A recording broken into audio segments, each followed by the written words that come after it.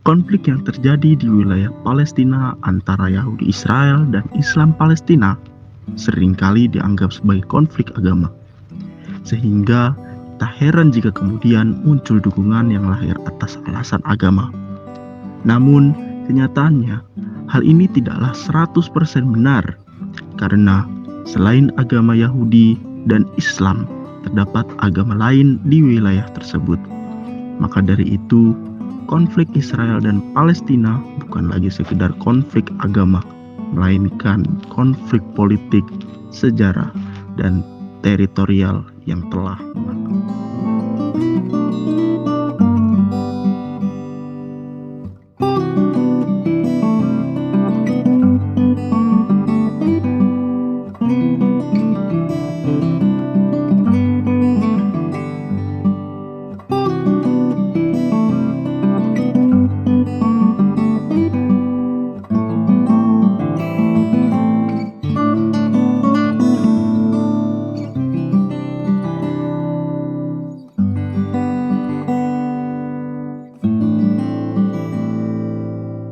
Dalam sejarahnya, Palestina termasuk ke dalam Daulah Islamiyah di bawah Turki Utsmani. Akan tetapi pada 1917, wilayah ini dikuasai Inggris dan kemudian 48%-nya diambil alih oleh Yahudi Israel. Hal ini membuat penduduk Palestina dengan mayoritas umat muslim tidaklah mendapatkan kemerdekaan lagi. Pasukan Turki Utsmani tidak dapat berbuat banyak dalam menghadapi agresi negara-negara Eropa. Dalam sisi lain, umat Islam tidak lagi memiliki upaya untuk mempertahankan persatuan untuk seluruh umat Islam. Umat Islam justru melakukan sebaliknya, terpecah dengan termakan isu konsep negara bangsa yang dipopulerkan oleh bangsa Barat, terutama pengaruh dari Prancis yang dapat mengubah tatanan negara dunia. Perpecahan umat Islam atas tidak menjalaninya konsep khilafah terbukti dan dimulai ketika Mesir merdeka dan tidak lagi menjadi bagian dari Turki Utsmani. Setidaknya ada dua faktor yang membuat semangat Islam terpecah. Pertama, Barat yang begitu hebat untuk menjajah. Kedua, umat Islam yang sudah enggan di bawah Turki Utsmani. Kedua faktor inilah yang membuat wilayah Islam mudah terpecah dan terprovokasi dengan negarakan sebuah kemerdekaan yang mandiri. Upaya Palestina untuk merdeka terus berlangsung. Sejak 1948, Palestina berupaya untuk lepas dari desakan Israel.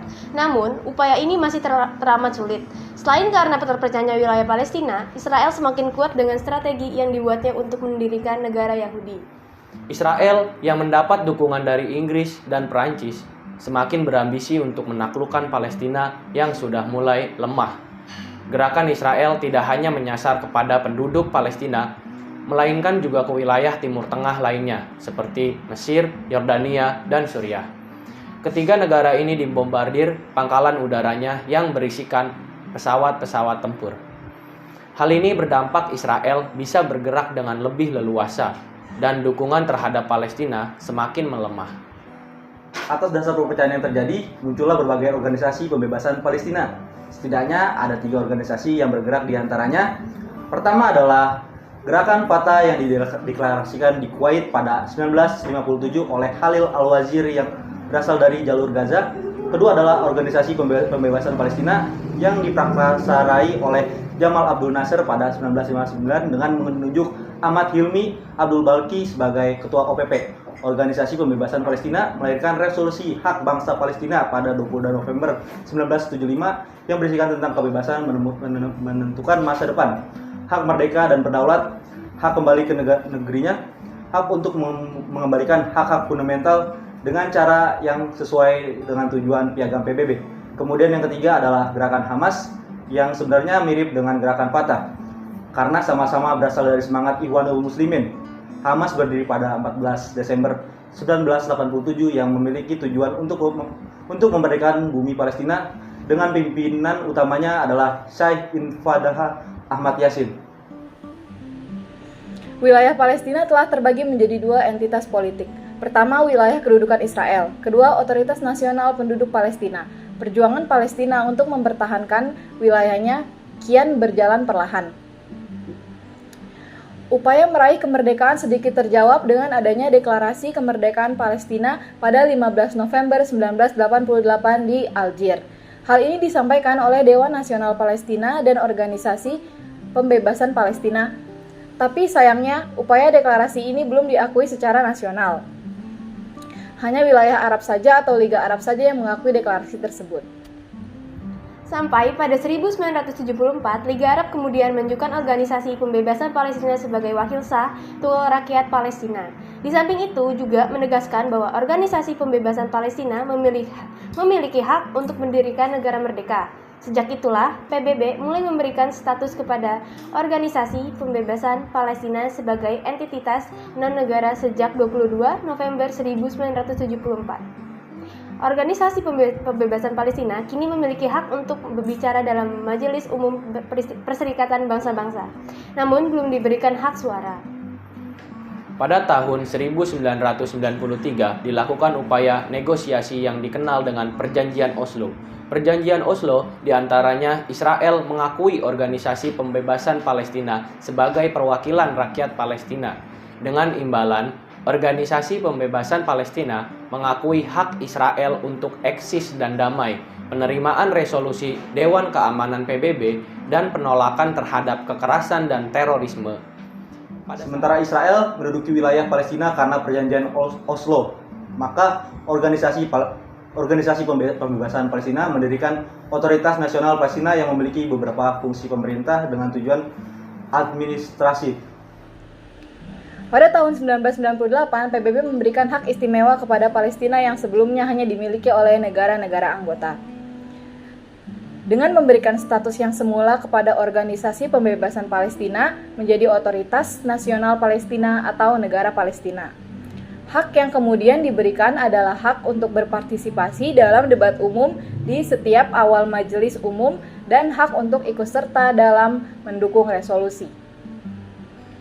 Perjanjian Oslo yang semula telah didiskusikan baru ditandatangani pada April 2011 oleh kedua belah pihak. Namun realisasi perjanjian tersebut belum juga mendapatkan pencerahan seiring berjalannya waktu.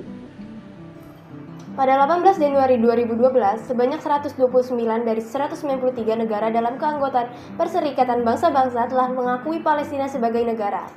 Seiring berjalannya waktu, beberapa negara kemudian mengakui negara Palestina.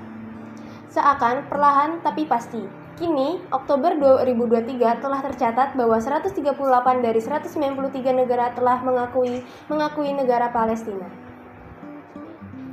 Pada saat ini, realitanya Palestina masih tertindas di tanahnya sendiri, cenderung berat dan kewalahan melawan Yahudi Israel. Selain karena Yahudi Israel semakin kuat dari berbagai aspek dengan dukungan yang kuat pula, umat Islam justru sebaliknya dan kian terpecah antar negara Islam dan membuatnya semakin melemah. Kondisi ini semakin diperkeruh ketika rancangan undang-undang yang kontroversial disahkan oleh Parlemen Israel pada 2018. Rancangan undang-undang itu memuat hukum dasar bahwa Israel adalah negara bangsa Yahudi yang menempatkan bahasa Ibrani sebagai bahasa resmi dan diprioritaskan dibanding bahasa Arab yang sebelumnya dipergunakan wilayah Palestina. Dalam perjanjian ini menggambarkan bahwa Israel adalah rumah nasional bagi orang Yahudi. Hal ini membuat kedudukan Palestina dan khususnya Islam semakin menjadi minoritas dan juga menimbulkan peluang besar untuk semakin tertindas. Di sisi lain, kekuatan Israel semakin kuat pula dengan perjanjian tersebut, dalam artian tidak dapat menjadi landasan utama untuk menyatukan Yahudi. Sampai saat ini, problematika Israel dan Palestina tak kunjung mendapatkan titik cerah. Upaya untuk menyetujui kesepakatan belum juga terselesaikan. Perdana Menteri Israel yaitu Benjamin Netanyahu masih terus menolak tuntunan dari Hamas untuk mengakhiri perang. Penolakan itu terjadi karena Benjamin menyatakan bahwa apabila terjadi gencatan senjata permanen, akan memungkinkan kelompok tersebut untuk tetap berkuasa dan terus menimbulkan ancaman bagi Israel. Hingga saat ini, belum ada jalan tengah yang lahir di wilayah Palestina. Konflik masih terus terjadi, entah sampai kapan ini akan berakhir.